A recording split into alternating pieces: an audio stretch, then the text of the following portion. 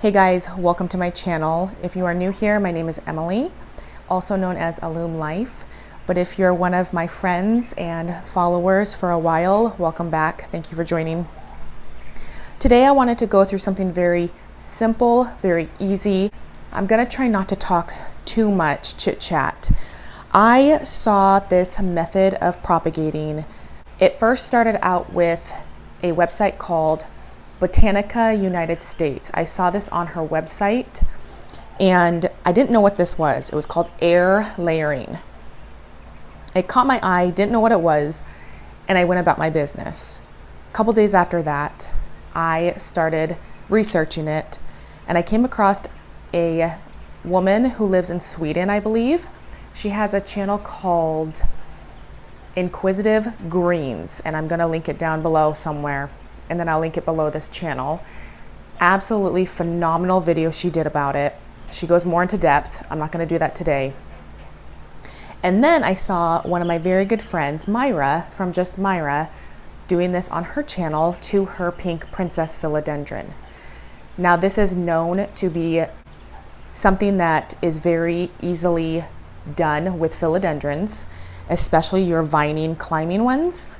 And I wanted to show you, very simple, very quick. You only need a few items, but I have already done this to my tetrasperma. As you can see right here, really easy. All you're gonna need is some sphagnum moss, some saran wrap. You can use some floral tape if you want to. I just saran wrapped it pretty good and then I left it there. Now, if you have a climbing plant, you're gonna want a pole or something to help it to stand up. I've decided to do this to my philodendron silver sword. I know that there's a scientific name. Like you know, I'm not very good at them. I'm gonna do this today to this guy right here. As you can tell, I haven't pinned him up to his climbing pole. I need to get a new one for him, but I also want him to fill out in the bottom area of his pot and not just have one awkwardly long stem. Where you're going to want to start, you can do this any way you want. You find a node on the plant you want to do this with. Now a node, if you don't know, is right here. I hope you guys can see that, what I'm pointing at. You're gonna see it right here, and you're gonna see other little sprouting roots around this area. Here's one right here. You can see that one a little bit more. So that's what a node is called, and you're gonna want to begin at the very top. The new growth, where that node is where the most active growth is happening on this plant. So I decided I was gonna do one node. There's also one below it, and then there's another one below that one. It's not very far apart, but I'm gonna do 3 of them today for you. So I have my sphagnum moss. You're going to want it damp, but not soaking, because I don't wanna cause any kind of stem rotting or anything like that. And then I have my saran wrap right here. Nothing special. I keep things very easy.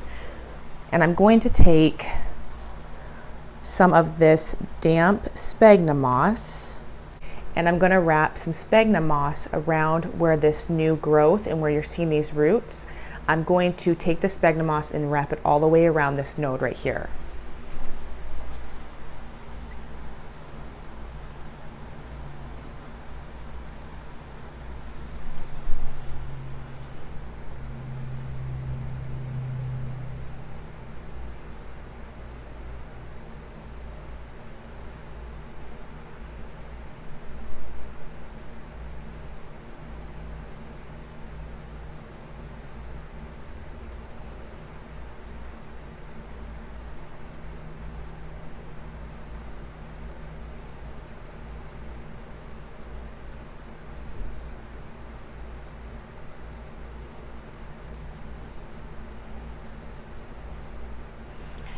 And then once you have the sphagnum moss where you want it, you're gonna wrap this with saran wrap.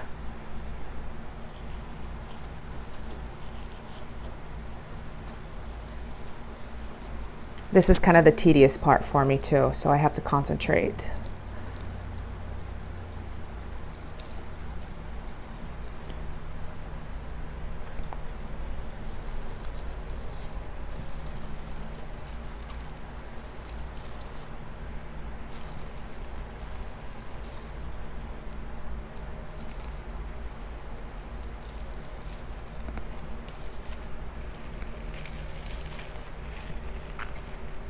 It doesn't have to be perfect, so you don't need to be a genius to do this.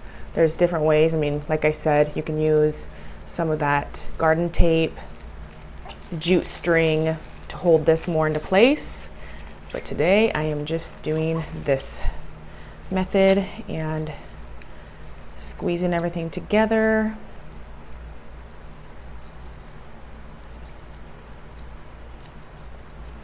And I'm gonna let her be like that, and I'm going to continue to do this.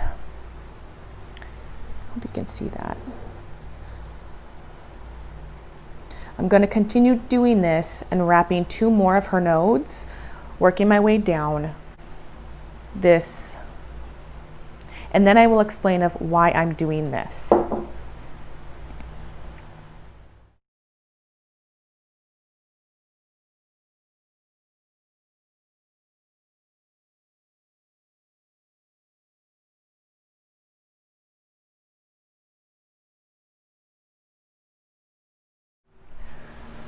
Okay, now that's finished. I decided to only do 2 on this plant. The reason why I love this method way more than cutting the node and then sticking your propagations in water, I don't have to just chop this plant down and wait for it to sprout roots. This method to me just seems easier because once you do this and you get nice healthy roots that start to grow inside of the sphagnum moss, it creates kind of like I would say a greenhouse effect right here. You're taking the sphagnum moss for the roots to have a cozy place to nestle in and grow. And then you're wrapping that up, making sure that they're in a warm place. You can unwrap these, check on the roots, and then see how they're doing. And once they're large enough, then you can just cut off that piece of propagation or that piece of the vine that has the roots on it, where you're going to just chop it right underneath those roots, and then you're going to take those cuttings and plug them right back into the soil because they already have roots on them. So you don't need to be cutting up your plant and then sticking them in water and waiting for them to sprout roots in water. Only reason why this seemed like a good idea to me is because I have had plants die while I was propagating them in water. I don't know if that's the same with everyone else, but that's just what has happened to me before.